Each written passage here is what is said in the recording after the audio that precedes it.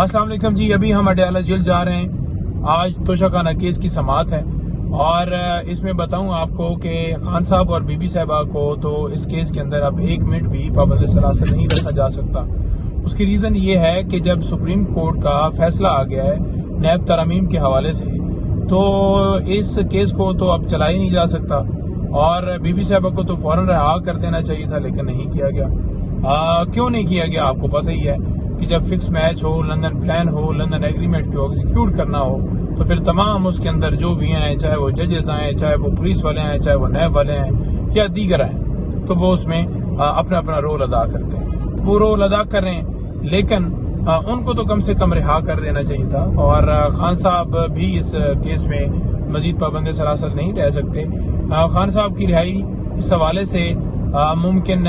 نہیں تھی، کیونکہ خان صاحب کے اوپر 9 مئی کے حوالے سے جو کیسز ہیں ان میں بھی ان کی گرفتاری ڈالی گئی۔ یہ تو ان کی ٹیکٹس ہے کہ اگر ایک کیس سے بندہ رہا ہوتا ہے تو دوسرے کیس میں اٹھا لیتے ہیں، لیکن خان صاحب کے حوصلے جو ہیں وہ بلند ہیں اور انشاءاللہ تعالی یہ ظلمت کی رات ڈلے گی۔ جس طرح آپ نے رات کو ایک کامیاب ترین جلسہ کیا، اس کی بھی میں تفصیلات جو ہے خان صاحب کو آگاہ کروں گا کہ کس طرح ماشاءاللہ آپ نکلے، آپ نے ملک کی خاطر جو ہے وہ ساری جو ہے وہ رکاوٹیں توڑی، آپ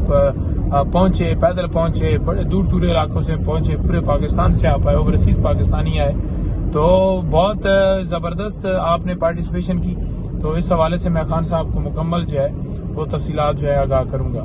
تو انشاءاللہ ملاقات ہوتی ہے ان سے، تو اس کے بعد پھر آپ سے انشاءاللہ بات ہوگی اور آپ کو تمام تفصیلات دی جائیں گی۔ بہت شکریہ۔